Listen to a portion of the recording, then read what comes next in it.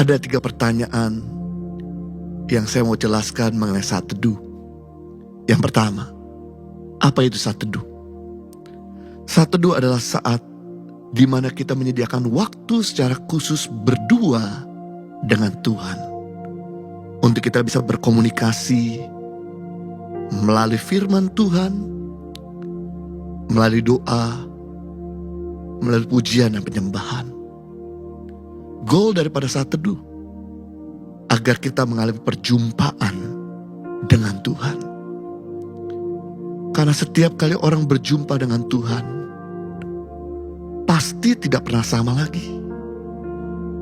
Saul yang berjumpa dengan Tuhan dari jahat menjadi Saul yang berubah. Saulus yang baik. Paulus yang baik. Perempuan Samaria yang berjumpa dengan Tuhan, yang hidupnya di dalam kenajisan, berubah jadi seorang wanita yang berjalan dan kesucian. Ketika kita meluangkan waktu untuk bersaat teduh, Dia memberikan nilai tambah dalam hidup kita. Sehingga kita yang lemah jadi kuat, kita yang sakit jadi sehat, kita yang sedang putus pengharapan, Dia beri pengharapan yang baru. Bahkan kita yang sedang ada dalam persimpangan jalan, Dia berikan jalan yang baru bagi kita. Bahkan saat kita kekurangan hikmat, Dia curahkan saat kita meluangkan waktu bersama dengan Tuhan. Yang kedua, pertanyaan yang kita harus mengerti mengenai saat teduh. Kapan waktu saat teduh yang paling baik? Jelas yang pertama, yaitu setiap hari. Karena Tuhan mau bicara kepada kita tiap hari. Kalau kita gak punya waktu dengan Tuhan secara pribadi, maka kita kehilangan momentum. Kita kehilangan suaranya. Kita gak mendapatkan wahyuannya. Kita gak dapatkan kekuatannya. Kita bahkan gak dapatkan kasihnya. Biarlah hubungan kita sama Tuhan jangan dibatasi oleh karena liturgi. Tapi hubungan kita sama Tuhan dibatasi karena kerinduan kita untuk menikmati Dia yang memberikan nilai tambah dalam hidup kita. Mari jangan bosan ketemu Tuhan. Jangan merasa bahwa waktu yang kita berikan pada Tuhan menjadi sia-sia. Justru orang-orang yang berjumpa sama Tuhan, hidupnya mengalami perubahan yang signifikan, mengalami pembaharuan. Kenapa sampai hari ini hidup kita gak pernah berubah?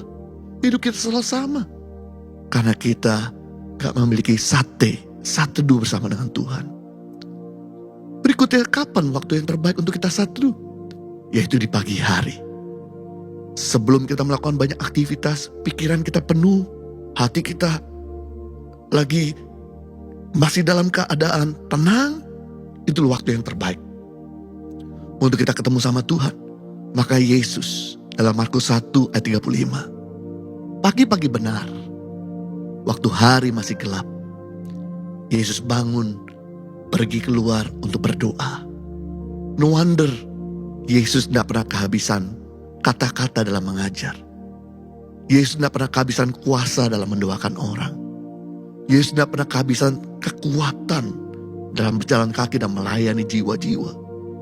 Karena di pagi hari, Dia charge, Dia isi dengan kasihnya Tuhan. Penting di pagi hari untuk kita meluangkan waktu bersama dengan Tuhan.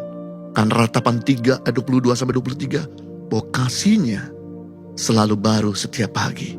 Jadi dengan kita meluangkan waktu di pagi hari sebelum melakukan aktivitas, maka kasihnya dipindahkan di dalam hati kita.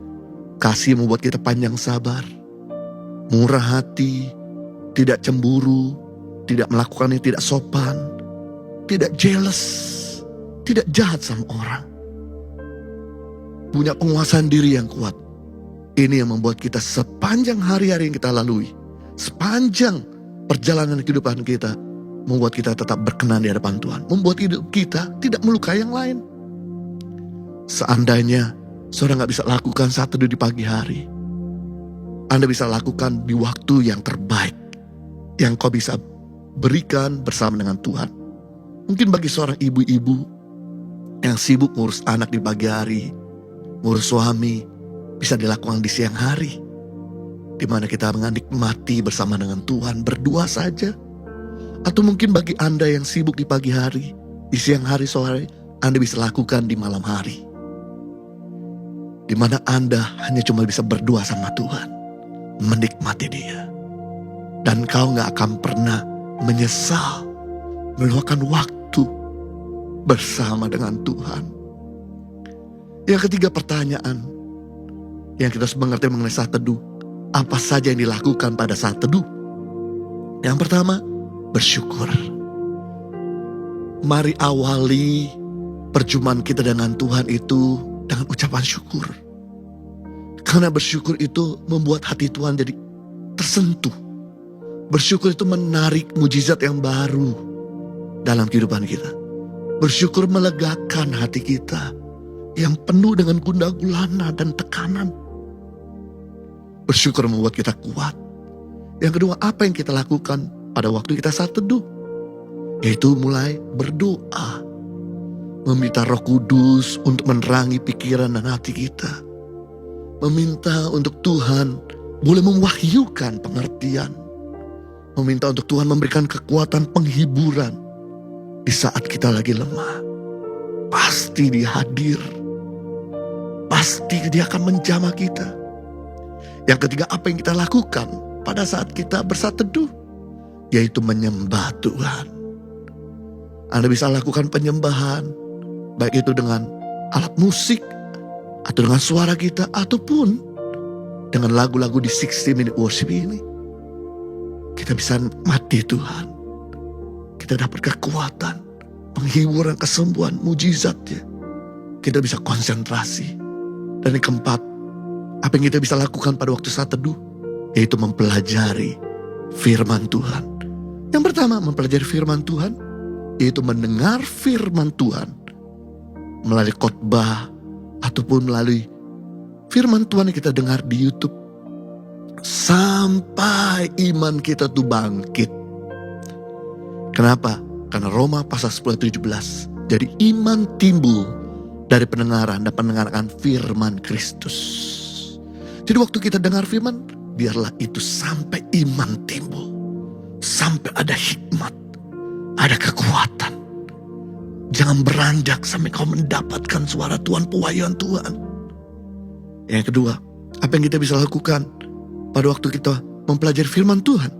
Yaitu dengan kita membaca firman.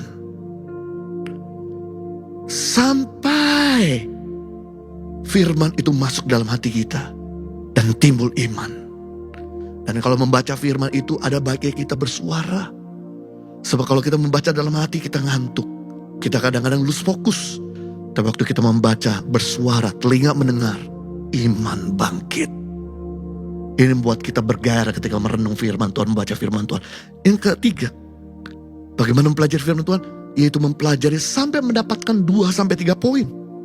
Melalui referensi terjemahan lain daripada kitab bahasa Inggris ataupun bahasa yang lain. Melalui buku, lewat Google, ataupun bisa tanya sama pemimpinmu. Waktu kau baca, waktu kau pelajari, kau bisa dapatkan 2-3 poin firman yang dimana Tuhan bicara.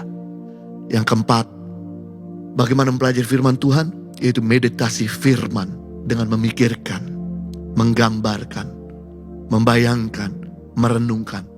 Sampai kita mendapatkan berkat apa ya kita dapatkan dari firman Tuhan.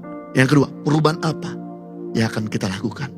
Ketika kita melakukan saat teduh, saya percaya kita yang lemah dikuatkan. Kita yang sedang menghadapi jalan buntu, Dia akan memberikan jalan keluar. Kita yang kekurangan hikmat, Dia akan memberikan hikmat yang baru. Kita yang sakit, pasti disembuhkan.